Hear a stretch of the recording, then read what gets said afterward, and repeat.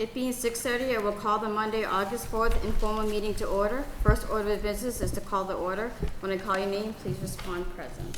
Council Brooks? Present. Council Craig Cormier? Present. Council Delowitz? Present. Council Harder? Present. Council Heath? Present. Council Heglin? Present. Council Kaczynskis? Councilor Mack? Present. Council Tassoni? Council Thibault Munoz? Present. And President Tyros.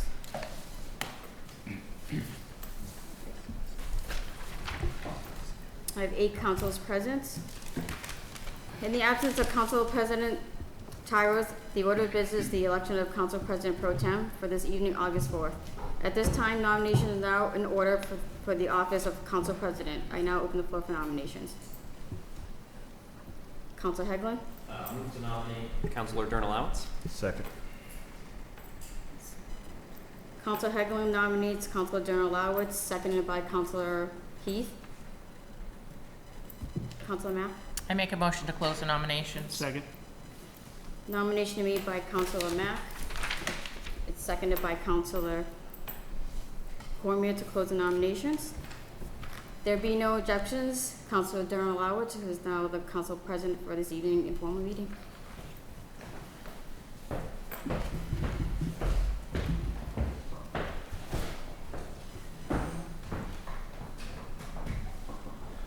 Thank you, everyone. I do want to make note that the open meeting recording notice is on the wall over there.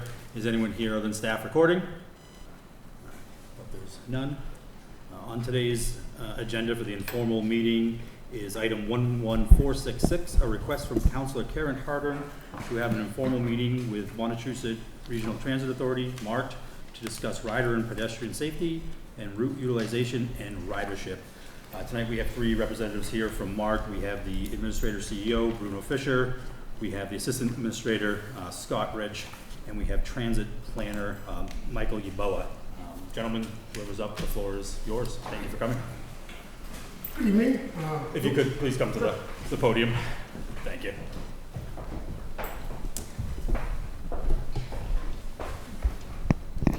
Good evening. I'm Bruno Fisher. I'm the Administrator, CEO of the Montechusett Regional Transit Authority in Fitchburg and serving Gardner and many surrounding communities. Thank you for inviting us. I appreciate the opportunity to give you a good idea of what our services are and how we operate. Certainly talk about safety and the like. I brought with me tonight, as you mentioned, Scott Rich, our Assistant Administrator, and Michael Yeboah. They'll be doing most of the presentation, but we're all available to answer whatever questions may come up. So without further ado, Scott. Thank you, Bruno. And we greatly appreciate you all inviting us to be here tonight. We're going to talk about some topics that are very important to us. And as you see in this slide, our mission statement, which is to serve people by getting them where they need to go to lead their lives. That's something that we take very, very seriously, and we work almost every day to accomplish that. And so we're going to have as our agenda tonight is to look at some topics that the Councilor Hardin asked for. And so we're going to talk about our fixed bus routes and how they're working, and that we added a new route, and we'll get into some of the ridership issues.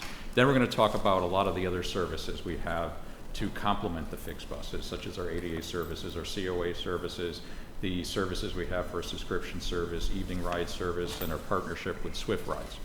And then we're going to get something that's very important to me as MART's Chief Safety and Security Officer, is our what's going on to improve the things we're doing for public safety. And that's something we've done a series of things this year, and we'll talk about that in detail, get into those. And then we want to wrap up with the most important part of this meeting is to hear from all of you. What are your constituents saying? What are the things that are important to the people in Gardner, and what you would like us to do to improve our services? So with that, I'm going to be turning this over to our transit planner, and you'll get to hear a little bit from me in a few minutes. So Michael. Okay, thank you very much, Scott, and thank you for the Gardner community for your interest in MART and the questions, and we appreciate you and your residents on using mass services. So with this presentation, I'll start with going about with the routes. So for the first slide, this shows our local route in Gardner. Currently, we have several other routes which connect Gardner to Winchendon, Gardner to Ashburnham, Gardner to Fitchburg, which connects to Leominster and also towards Worcester. So, but for this presentation, I'll be focusing on the 3 local routes in Gardner. So for this slide, you can see we have 3 different routes, with the north route focusing from the City Hall to the Massachusetts Community College, and it comes back to the City Hall. And the south route focuses from the City Hall, goes south towards Walmart, and it goes to the apartments and comes back to the City Hall. And we have a 3rd route, which was introduced last year to complement the 2 routes, which connects from the hospital down to Walmart. And from the subsequent slides, you will see the ridership over time. So for the various ridership at the various locations, major stops within our fixed routes, we have the City Hall with the highest ridership, over 1,000 riders. For the month of April, we used a typical month to present this data to you. And for this data, we use our APC systems, which is on our buses, which captures the people who gets on the bus and off the bus. So this data came from the APC system, which tracks the riders on the bus. And you can see from the City Hall having the highest ridership, followed by Walmart, and you can see also the college also has some ridership. So the subsequent slide, I will show how these ridership are performing in various wards and precincts in Gardner. So for the various wards, we took the boundary from the states, which defines the wards and precincts of Gardner, and we superimposed the ridership on the wards to see how the ridership is distributed along the various wards. And you can see from the slides that Ward 4 has the highest ridership, followed by Ward 5, and Ward 4 can be attributed partly because of the City Hall being our main hub connecting all these routes. We have so many riders connecting and transferring to other routes at this section of town, then followed by Walmart. So we have a lot of riders going to Walmart, which contributes to these wards having high ridership. So afterwards, I'll be looking at these services, which are demand response services. So when I say demand response services, these are services that you need to call ahead of time before you get picked up. So I'll start with the Americans with Disability Act service. So this service goes for persons in wheelchair and accessibility issues. So they call MAT ahead of time to book these trips. And generally within 3/4 of mile of our fixed routes, they get picked up. So you can see from the ridership from between 2023 to 2025, in fiscal year, we have close to over 271 ridership growth from between this time period. Then you would see on our subsequent slide, this is our Council on Aging service. With population, the dynamics in Ghana, you can see the persons with disability needs. We have some within the COA service. That's the COA service focuses on the aged, but the ADA goes for persons with wheelchair needs and as well as the aged. So with the previous slide, you could see we have a lot of riders moving towards the ADA service because the COA group also qualifies for the ADA service. And the ADA service growth going beyond the COA is partly because our fare-free service for our demand response started with the ADA service. So we have a lot of riders shifting towards this service. And you can see towards the end of representation, our ridership has increased across the board. So the next service I'd like to talk about is our monthly ride service. And this service is for riders who book a whole month of ride, giving specific locations, mostly for work trips, so they get picked up from their various homes. It's cab-to-cab services from homes to their workplaces and back to home and wherever they need to go to live their lives. So generally, this service, you can see a decline in the service because it's deliberate on the part of MAT because it's expensive on our operations, and we are also trying to push our riders into our fixed routes and other free services because this is more expensive to operate on MAT side. So it's deliberate. We increase our cost on our subscription service, and Scott will mention the price of the service in his presentation.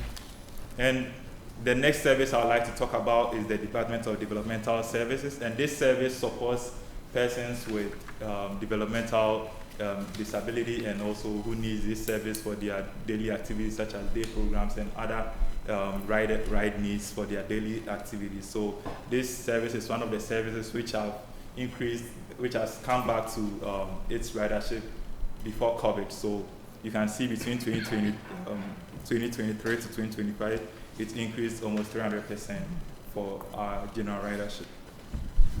So on this note, I'll hand over to Scott to continue the presentation from the evening ride service and towards the end of the presentation. Thank you. Okay, so our next service we wanted to spend a little time on is our evening ride service. And this operates from 7 p.m. to midnight, 7 days a week. And the great thing about this service is it only costs $2 and it takes you curb to curb. And this is meant to start when our fixed buses stop. So people have evening rides when they can't get the buses and use those. And the thing about this service, you notice there's been huge increase in use. That was for a number of reasons.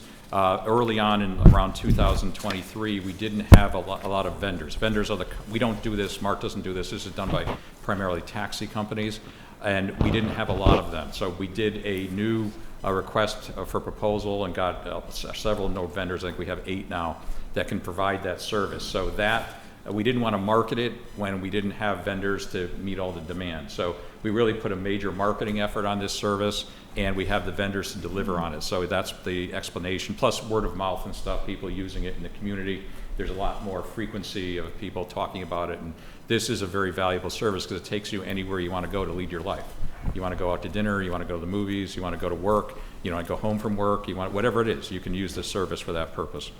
A similar service, and I want to thank Mayor Nicholson for suggesting this, we did a partnership with Swift Rides. And I think many of you are probably familiar with Swift Rides here in Gardner. We give you rides in the city for $10. But this expanded it into hours they weren't operating from 6 p.m. to midnight. So this was another service that helps with people later, and people who are comfortable using Swift Rides can now use it and book rides through this service as well. So that is another thing to help in these evening hours. And so we're really doing full service throughout the day now. That we may have not been serving as completely in the past when we didn't have all these vendors and evening ride services. Is there any questions, by the way? Certainly, I know we're going to have some time after this to ask, but as we're going through these slides, if you have any specific questions, feel free to ask. So next up, we're going to start moving on to some of the other amenities we have in Gardner. We've been putting in our new bus shelters. You can see they're much more cosmetically appealing in their look and design. We have 5 new ones so far that we have in Gardner. We have one at the ITC where we operate ourselves. We have 2. We have one at the Community Health Connections in South Gardner. We have 2 at the Housing Authority for senior housing in that area. That's the first shelter you see there in the picture on the left. And then on the right, there's one at Hillside Gardens now, and you'll see the other shelter there. And we do have new funding we're getting for a new Safe Spaces and Streets and Spaces grant. So we have 15 new ones we're going to be able to put in our communities. And certainly if you want to get back to us in locations that you feel you'd like shelters for your constituents, or if there's, if you want to contact the mayor's office or the DPW department, we'd be happy to work with you to get some new ones put in here. We're possibly looking at ending our flag down service and going with a fixed bus stop system. That's not anything that's going to happen soon, but we're reviewing that. And if we're talking about safety as our next subject coming up, that is something that would really promote safety, because then vehicles wouldn't have to stop suddenly when people put their hands up. A lot of people run into the roads and things, so that would be a positive in that regard too. And we would definitely have defined markings of bus stops, and we would publish all the things we're doing. This is a future thing. We're doing studies of this now. So next up, we have electrification. And we would like to say that we're proud to say Gardner is going to be our first community we're going to actually have electric buses in. And we have 3 new BYD buses we just got from the Volkswagen grant that was funding that was put into settlement. And so those will be coming, and this shows how we're going to be working to be more eco-friendly and working for sustainability in the community. So we actually have the charging equipment sitting in our garage right now.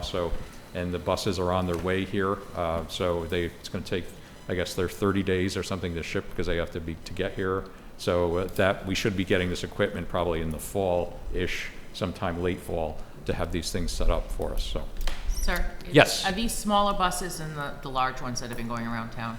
Or are they Bruno, about you the same can size? answer. These are 29-foot electric Okay. buses, so they're Yeah. probably about 6 feet shorter than the buses we normally see. Thank you. Okay, you're welcome. Next up, now we're going to start getting into the safety conversation, and I don't want to underestimate like how much attention we put on this. We had a couple unfortunate incidents earlier this year that we've never had before, and we've made this like job priority number one. We have to. We have a moral obligation to give our public safe rides and support in what they're doing and make them feel comfortable in using our vehicles and our services. So we had, this is the first slide, is touching on some of the things we've done at our ITC in Fitchburg. First, we put in bollards, as you can see in the photo, so our buses can never go out of our bus bays into the facility. We've done some things by putting additional signage around the facility. You'll see several of the signs, the back of them, keeping the public out. And we've on the bollards themselves, you see that sign that's telling the bus drivers to immediately secure their vehicles as soon as they get into the spaces. And we have this has been a major deal. We put a traffic island in there too to help keep people driving their personal vehicles out of the bus area. And one thing we've done internally is we hired our own security team. And there's a big difference because we had that outsourced. And we have a head of security who reports to me, and we have guards that work with him. And that makes a huge difference in dealing with issues that could affect public safety. And that includes on our buses, because they'll do things when the drivers call them to react. And they have great relationships with the police departments, and they do a lot of things to help in terms of making the public feel safe and doing a lot of things. So that's been a big improvement in both the Fitchburg and Air police departments, and complemented with how things have improved since we've done that. Next up is we're going to move on to some things that are been in Gardner itself. First of all, we had something at Gardner at MWCC that we're working to prevent from ever happening again. We're working with the school to put a stop sign in so the buses can never have the momentum to do what happened when it went up on a sidewalk. That is something that is going to be worked on to stop that, and that would make a bus lose all its velocity and come to a complete halt. So that's something we have in process of going on. Next up, this is going to apply to all our driver situations here. Our operators are going through extensive training. They have things they have to do for doing stuff that is dealing with defensive driving, passenger safety, passenger assistance, first aid, and CPR. These trainings, there's been new trainings put in, and they also have been repeated this year to focus on the safety of that. We've sent an initial group of drivers to CMSC training school that's working on their skills, their defensive driving, understanding things, and dealing with the surrounding environment, and knowing the challenges associated with what they do. So that's something we're doing both on a remedial basis and then some of our newer drivers. So that's helping to promote safety as well. We are also working with our insurance company, the Travelers, because they have a suite of resources that we've been using to further increase our safety and recognition of things people have to do to promote so our drivers are driving safely. We are testing a driver simulator right now that's going to allow people to mimic driving in a safe environment. This is particularly valuable for newer drivers as they're being trained, and it also helps detect certain behaviors a driver may be doing that we can work on in a safe environment. We've also conducted town halls with our drivers that's focused on this topic of safety number one, and we've drilled this. I can't overestimate how much emphasis we put on safety at this over the last year. We believe it's working and taking effect. And next up on safety, we were also looking at a number of technology resources to help us in this respect.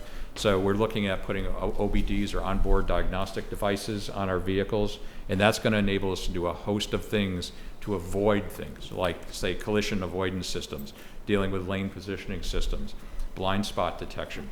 pedestrian detection systems, mirrorless camera systems. One thing it's going to allow us to do is also monitor the behavior of the driver. So we'll see what's going on with the drivers. Let's say it looks like somebody is starting to fall asleep. We could send them a warning, say, you better come back to base, and we have to put another driver out there. If they're doing something they shouldn't be doing, like, say, using a cell phone, it's like they can get an immediate alert that you're not doing this, put that down, and we're going to come in for disciplinary action because you're doing something you shouldn't be doing. We are also looking at things that are going to, like if the drivers are speeding, if they're doing curbing too fast, if they're running stop signs, any of that kind of stuff, that would be reported to us by the systems we have to monitor these behaviors, and we can again take corrective actions whenever we see this. So this will bring us to a whole new level of safety and security in what we're doing with our vehicles. And then we're putting our camera systems also now, this has already happened, is we're adding audio to our video cameras. And this is making a huge difference. Like, for example, we had somebody come on a bus the other day saying they had a service dog, and it was a pit bull that they were saying was a service dog, and it was doing threatening things to passengers. So that immediately let us see that, you know, this is not a service dog. We have to take corrective action, and we can have the person removed from the bus. So it adds safety. It also helps prevent driver assaults and passenger assaults that are happening on the vehicles, which is a big focus by the FTA, limiting that sort of thing. So that's our safety slides. This slide shows our total ridership in Gardner. And I think you'll see some very interesting data here. You can see the ridership from Swift Rides. That wasn't on that previous slide, by the way, because that's only been around for 1 year. And that they did already, though, 668 rides, which is pretty good for a new service like that. But you can see how we've had, year over year, we've had about a 26% increase from 23 to 24. And then we went up again in about another 40% from 24 to 25. And that's very successful increase when you're weighing, we're a mature fixed route system that's been around since 1979. So this is showing there's progress being made in a lot of our services, and that's a good thing, and the people of this area in Gardner must be using our services and being more satisfied. And so this is obviously something we want to continue. We've also done a lot of things to support this on the marketing side, like we have a new website, we have a new Facebook page, we have a new CRM tool that we're using to send messaging out to the communities. So all that has helped. We have done over our brochures and so on.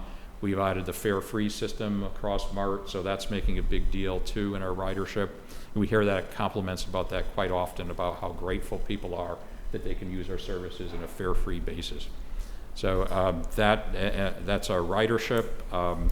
And what we'd really like to do is focus on the most important part of this meeting, is to hear from all of you and what you're hearing and seeing and things we should be doing and learn. Yeah, so that's really the main reason we're here tonight, and we appreciate you having us, and thank you for your time and attention. So if you have any specific things you'd like to talk about, we'd certainly like to turn this over to you good folks and do that.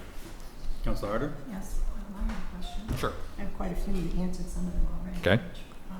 One of them in particular is who changes the routes and why? Because I have constituents that live in the Haywood building. Okay. And they used to get picked up at the Haywood building, and then they would be brought right to Walmart where they were going. Now it doesn't do that. It goes from Haywood, they tell me. It goes to where the post office is. They have to get off and wait again. Then they could go to Walmart. Right. Some of those are, handicapped, disabled, mentally and physically, and it's difficult for them. So I'm just curious as to why would that change? We, about a year and a half ago, we were looking at building efficiencies into our routes. And if you remember before, we had two big routes that kind of operated around the entire city that were the same routes, they just operated opposite of each other. And those took about an hour and 5 minutes to complete a loop. And so we were looking at we added a new Route 3, which really goes quite fast up and down the north-south of Gardner. And then we added, what we did is we made a north loop and a south loop. And those are going at about 37 minutes around. So the one point you made is to do, sometimes you do have to connect to use the other routes to go. Nothing is like kind of lost that you can't go to, but it may require a connection to use the services. But in general, when you speed up routes as a transit kind of looking at things as if you were a hypothesis, like when buses are faster, they have many more loops throughout the day now. So there's much more opportunity. Instead of having to wait an hour or more to get into your service, now you have something like every 30 some odd minutes or something you can get a bus. And that Route 3 really cuts stuff, that's really like an express that goes to Walmart and goes right up to the hospital, like, and just that quickly. So that was how that happened. And we did engage a number of things in the community. We did a survey of residents. We also had met with Mayor Nicholson's whole team in his conference room on several occasions and got feedback from a whole series of constituents, like people from CHC and the DPW folks and the president of the Mount, and we had the COAs, the housing authorities, all that. There was a fairly large group of people in those, and they gave us feedback, and so that was why the routes were changed for that purpose. Thank you. You're welcome. You also talked about safety concerns. Yes. Cell phones. Yep. I'm retired now, so I have a son that's ill. He lives with me, so we go out every day, and I kind of comb the neighborhood.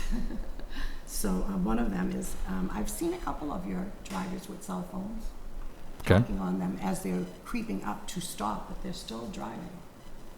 So you're saying that if someone were to call that in, then you would reprimand them? In we would take action, and we would look at our video systems on our buses to verify, which we have, and we would certainly take your word for that they were doing it, first of all. But then we would go and look for if he or she is doing this, and then they would be reprimanded for that, because that's not something they should do. They can communicate with their radios, like let's say there's something that they see that's an accident or something, or something that is a issue for not security, the police or something. They can do that, but that's not picking up their personal cell phone to make a phone call. Right. Yeah. One more thing. Sure, go ahead. Also, We have plenty of time, so feel free to ask as many questions. Also at Price Chopper's, I've seen where the bus will be pulling up. He doesn't even come to a stop. Kind of looks, there's no one out front, and he rolls and goes. But there are people inside that little hallway waiting for that bus. Okay. I don't know if they realize that or not, or they're just not. I don't know. It's just something I watch. I mean, I think it's one of those things. The driver, Bruno's making a note of this. So I think certainly these are things we want to know. If there are situations where people aren't getting the rides or not being picked up, or something should be changed, because we're open to that. Michael had suggested we change our routes slightly so they arrive at the city hall at almost the same time. So then the people don't have to wait. If they have bags or something, they can just almost immediately transfer or at least much faster, rather than have like a 5-minute or 7-minute wait or something. So that's something we're looking at. We really want to have a different relationship with our communities. We have 25 towns and cities, and we realize we're going to be working with, right now we're going through a big route change in Fitchburg and Leominster. And we've been meeting with the mayor's offices and the communities, and we've done outside consultant studies with a company called Nelson Nygaard and the Montechusett Regional Planning Commission and so on. So we've been doing a lot of things along those lines to understand, and we want to get in like a 6-month thing where we regularly meet with the people in the cities. Like we could have meetings like this, we could have meetings with the mayor's office, and engage and say, hey, here's things that are working, here's things we'd like you to fix, and get better and better, and have like a continuously improving system. Because we realize that we've left a lot of our stuff kind of in a legacy route situation. In Gardner, not so much, because we just talked about the changes we're making, and we added a lot of new services. So we kind of want to do this in all our communities, because that's why we're here. We're here to give public transportation to people, help them to best lead their lives. And so, to do that, we have to change, we have to evolve and get better. So certainly we're always open to new ideas and feedback, and we want to change and evolve, and that's kind of where we're at in that respect. Thank you. You're welcome. Thank you very much. Okay, any yes, Judy? Hi. Hi. I just have a couple things. When the new community center opens, eventually on Waterford Street, I would like to see, routes 2 and 3 extend to, from the high rise over to around the corner. Okay. Because you will see that will be used by the CAC, this, you know, our COA. seniors and everything, Yep. and I think that would be Yeah, a we've been crucial meeting with Mike stop. Ellis about that topic, Right. because you're actually going to go do a presentation at the Council on Aging on the 27th of August, and he's already, you know, he's beating its drum on this. He talked to us like a year and a half ago about it, that he keeps saying, oh, it's over to 6 more months, another 8 months or whatever. But yeah, that is definitely an important stop for us because of the types of services that are there. And You guys get- can come up and answer some questions too if Getting- you want. So don't leave. No, come on. See how they leave me alone and don't. For the farmer's market. Yeah. So it worked. Excellent. Yeah, it worked very Yeah, easily, very so nice. we're ready to do that when Right. they pull the trigger. Thank you. I would, getting back to Councilor Harden's suggestion Yep. about Haywood Wakefield and the whole apartment area, there is quite a few, so people that do take advantage of the MART bus service. So if we can't loop a stop there on the green line, because I'm looking at your map, just from City Hall, even if you went over there, at least educate the people there how they could call for the individual services if they have a handicap and they're not able to, you know, or in transferring from one bus to the other at City Hall is not convenient or Yeah, we the have a ability. number of things depending on who they are. You know, whether it's our COA vans or the ADA stuff you saw on the slides, or these evening rides, all these different services. You know, that is something that we have, like travel training, so people can go to these facilities and talk to the people there and talk about our services and teach them how to use. You know, people can use. I think this is something that we have to do a better job on. Like, we can get to really literally, like from here you can get to Worcester, you can get to Boston, you can get, you know, we have shuttles. If you get to the ITC in Fitchburg, it really opens up our whole network to get you to a lot of places. We have some grants you can use to go, if you got to the ITC, that for a relatively small amount of money, you can go 20 miles to some of the cities like Devon. Like, say you wanted to go to work in Devon.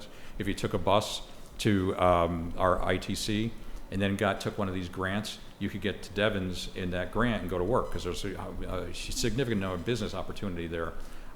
So there's a lot of things like that we need to do a better job explaining to people how to use it.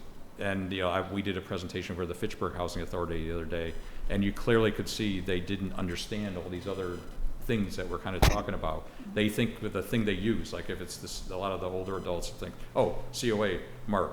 Well, you know, you can really, if you want to understand how to use some of our other services and you're willing to do that, you know, you can, everything's fare free pretty much except some of our specific services, like that subscription service and the evening ride service, which is only $2, and the Swift rides. You can go to these other places that you know, are like, okay, I want to go to Worcester. Okay, well, if you take, you know, we can get you there if you want to learn how to go. And our travel trainer will even like get on the bus with you and, hey, we're going to go for a ride today. We're going to show you how you stop a bus with pulling the cord down. We can show you how to flag down a bus if you want to get on a bus. You know, we can show you where you can connect in your community, the connection points that you may not know about, and or there's other services that could take you places. And you know, there's some things we could even get a little creative if we want. Like if there's a specific area that we think there's going to be ridership, we could do a feeder route. So we could go and pick, like some of these apartments we might be able to do this at. If we can get the ridership, well, we could send a van there and drive them into or into a fixed bus situation.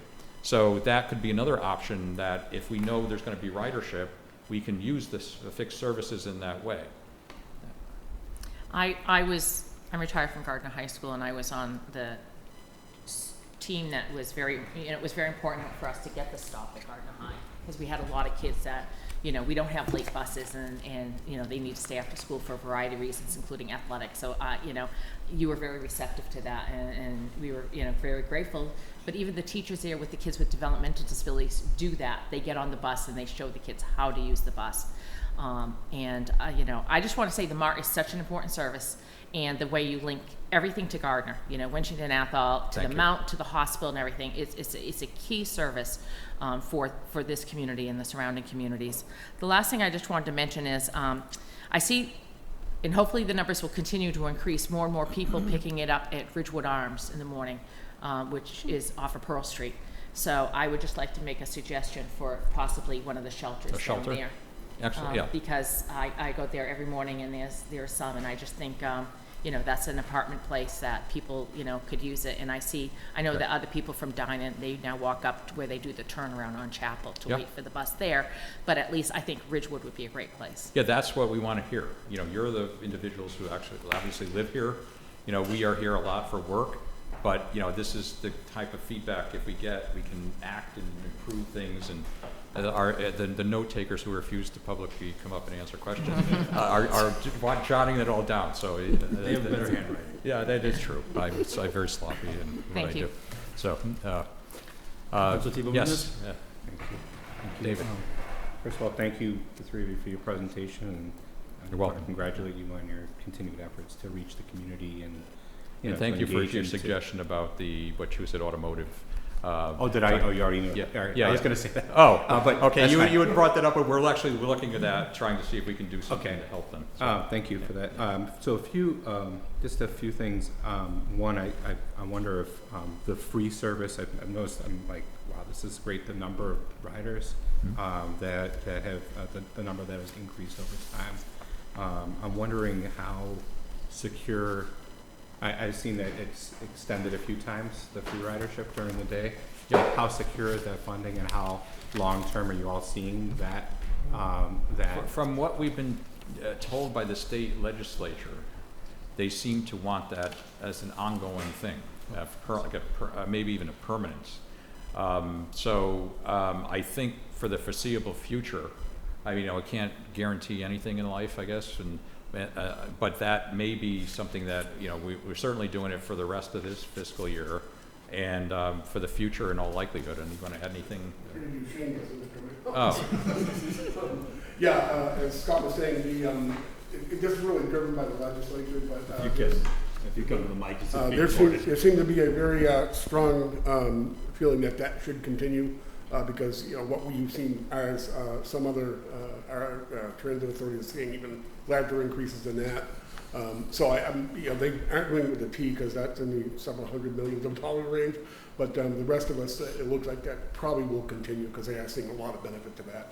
And, you know, they're getting a lot of feedback directly from constituents that, you know, $1 doesn't sound like, you know, whoever's got the different fares, but $1, you know, doesn't sound like much until you start adding it up, $1 and $1. For some people, $30, $40, $50 is the difference between, you know, getting a ride and you know, potentially not eating or something. So I'm pretty sure that's going to continue. Great, thank you so much, appreciate that. I've got a few more questions. So I just wanted to reiterate so you may have already heard what I would, maybe the mayor iterated what I was saying about meeting with the automotive folks and saying, like, one of the common reasons that students, you know, they register for a class and then they drop the class because they don't have a ride to get there. And I just want to emphasize that that's really important for the students in that program, because if it's, you know, there's the bus goes to the other two campuses, but it doesn't make its way down to Linus Ave, Lane Ave.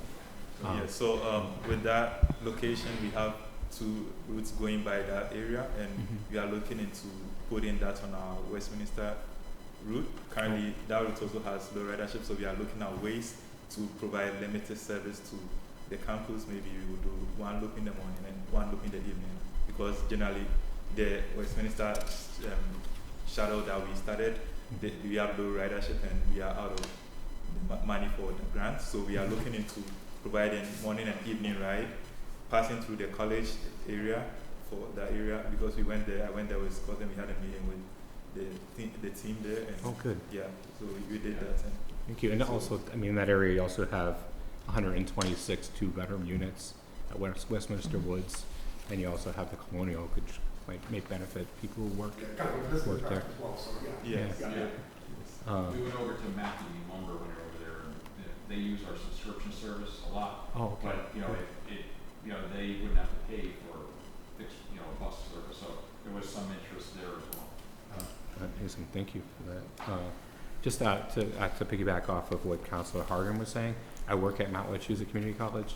I worked there for 12 years with high school dual enrollment students, and the most common excuse among bus riders is what Councilor Hargan said.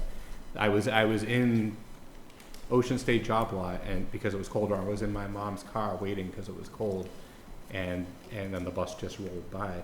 And from my understanding from what the students were saying is that they, you know, that their understanding is that there is some kind of a policy at MART where the buses are supposed to wait for, have it's 30 seconds or 1 minute or something like that, where it's a common place where people take the bus. But it was, I mean, I've heard that so many times.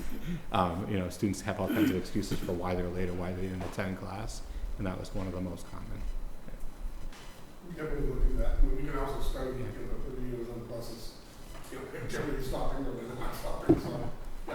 We'll Yeah. definitely look at Or maybe even, I mean, something else I've seen in other towns, and this is probably really expensive, is like the heat, having the bus shelter with the heat in it in the winter. I don't know, it sounds like a really expensive thing to do, but I've seen it in other places. Well, at least when I was in Chicago, I lived there.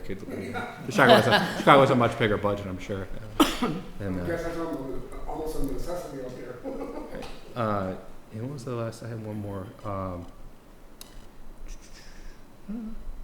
Maybe not. That's it. Yeah, Thank you. so we will look into what the concern on the bus having to wait, especially for the college and their classes. We might look into the third route, having extra service to the college, so you know they will have frequency in terms of the bus arriving from the city hall, and also you know to the schedules while we are preparing it, we would have some extra minutes, so they would have to wait because sometimes the drivers try to be on schedule with all the other people also waiting at other areas on the route. So if they are late because of traffic and they get to the spot and they see nobody in the bus shelter or somebody walking by, if they don't see, they justify that they don't see. But if they don't have anybody at the stop location, then Is there a bus shelter, for example, at the Pearson Boulevard Plaza, with Wendy's and National State? So that might be a good place. I mean, if there isn't, you know, a Price Chopper, because then I don't know, maybe we'll encourage people to stand there instead of inside. We're trying to get them to places that don't have natural shelters. I mean, like, you know, some places where they have like the strip malls might have like an overhang. Yeah, that they can right, make. yeah. But there's like lots of places like we did at the senior housing and whatnot, that, you know, they're literally, if they're waiting for the bus, they're pretty much waiting out on the side of the road. Right, So yeah. we're trying to do Makes more and sense. more of that. We were lucky enough to get another grant this year, same one that funded the last round through this shared streets and spaces. Many things that passed out funds through that, but we've gotten a fairly large grant, so we figured somewhere between 15 and 18 shelters again this year. We just got the paperwork, so, and we're now actually installing myself, so it's like a day and a half to install. So most of those should probably be in before the end of the calendar year. Sorry, I do have one more question. Thank you. Have you? So I've also seen in other larger areas where there's signage that says the map. So it has like on the signage. And I was just thinking that if there's no kiosk, maybe if there was a sign saying, "Oh, this bus goes here, here, and here." You know what I mean? It's like a kind of like what you see on the train, right? Where it shows like. Our marketing department was looking at putting on the shelters actually getting maps that put on decals like on the walls of the shelters. Yeah, So that'd be great. that is something we've been contemplating because that would be a big help. We're trying to finalize our routes. You know, like we mentioned, the changes that are going to go on in Fitchburg and Munster. So we want to get a consistent system where things are going to connect, and so that could be definitely something we can consider. Yeah. I would Like add. a system map. Yeah. Yeah. Like on the stuff you're talking about at the automotive, and we might do something like, hey, if you can get your students there with a connection to our fixed buses, like a shuttle at the city hall or something. And then in the evening, if you want to use something like, if we could time this like the Swift Ride program, they could have a van Swift Ride for $10, take them to another stop in our fixed bus. So there's some creative things we might be able to do to help them along those lines. Thank you. Any further questions? Councilor Eglin? Thank you for coming and taking the time to meet with us. On the safety topic, and sort of specific to the college in particular, what we're talking about the stop sign, is it flashing? Is there any sort of speed bump or rumble strip? Because obviously human error, right? People go through stop signs unfortunately all the time. Any of the above. The stop sign was going to be the one thing we were initially thinking about because that's the simplest thing to do. But if the college suggested that we do something else, you know, that is open. You know, our goal is to be safe and get the stuff so this type of thing never happens again. And that's whatever is the best interest of that, accomplishing that goal, that's what we'd like to do. Thank you. You're welcome. And so the onboard diagnostic devices sound fantastic. You said you're just looking into those. Is there a reality yet or a timeline, or is that very early stages? It seems like we're already testing them. You know, we're looking at a splitter device, so it doesn't, like we just had found something that the device hooking up was interfering with the drivers were tending to use like for wheelchair lifts, the same device, and it was causing an issue. So, but then the new vendor we're looking at is getting a splitter device that's going to allow it to operate the OBD stuff and the wheelchair lift. So that's the kind of stuff we're starting to deal with. But I would think in the not too distant future, I mean, say like year-end type stuff maybe or something, those things should be more of a reality, and then we could get more advanced, like the stuff on the I'm really kind of excited about the driver monitoring stuff, because that's really, one, they're going to know this is happening, like the stuff I mentioned before, the audio and video recording on our buses.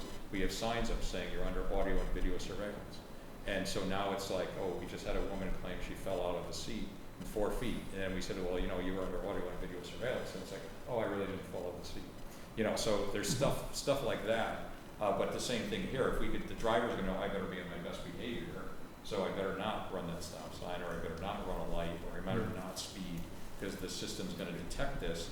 And then, you know, when you get your driving report card, and it's like, okay, disciplinary action, and what's gonna happen to you for what you've done here, determination. So, Thank you. And those OBD devices, actually the prices come down so much on those, because they're just almost like Progressive Estate Plan, where you can plug it into the DAC.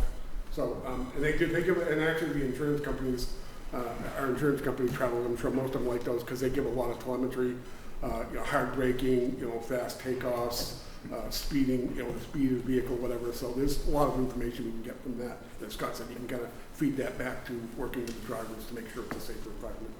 That makes sense. I definitely think it's something that should be incentivized because it's beneficial for both parties, like you said, for the people's safety as well as your own.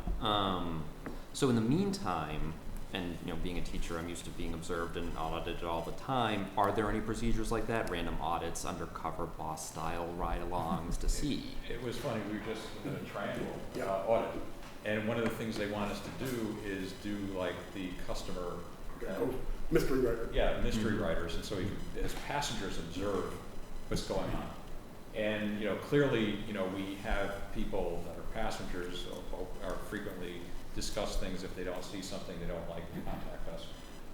But that is something that we do have people observing stuff that it's more like the camera systems are used to detect things that are going on a regular basis.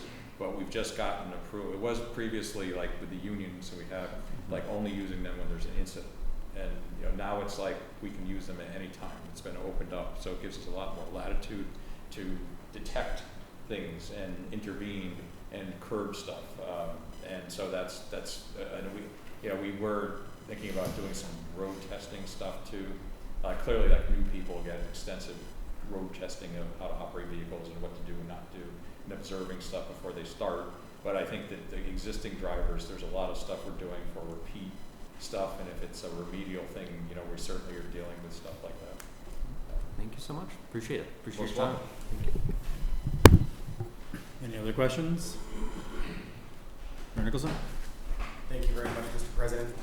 Just for the benefit of the councilors who are here, the public who's watching, I also do want to thank Administrator Fisher, who just notified the Martin Advisory Board of his upcoming retirement later this year. So the search for a new Martin administrator is actually going to be opening within the next couple of months. Hopefully with the goal of having some transition time where both Bruno and the new administrator will be able to work together to talk about what the transition would look like before that moves forward. Myself as a member of the advisory board and Robert Pomperon, who's the town administrator for the town of Air, are 2 of the 3 appointees so far to the search committee. We're still waiting for the 3rd one before we can start to actually launch the search itself, but that is an open and public search that's there, and all of the meetings of the Martin Advisory Board are subject to the open meeting law and for the general public to attend to for anyone who'd like to voice concerns in that way too, or as they come up. But as always, my office is always happy to relay any information, questions, comments, concerns that we get from the public to the Martin administration so that we can get that back to you and all our constituents. Thank you. Thank you, Mr. Mayor. Any other further questions from the council? All right, hearing none, I'd just like to thank Mr. Fisher, Mr. Rich, and Mr. Yeboah for coming out here today and giving the presentation and answering our questions. At this point, I will adjourn the informal meeting. Thank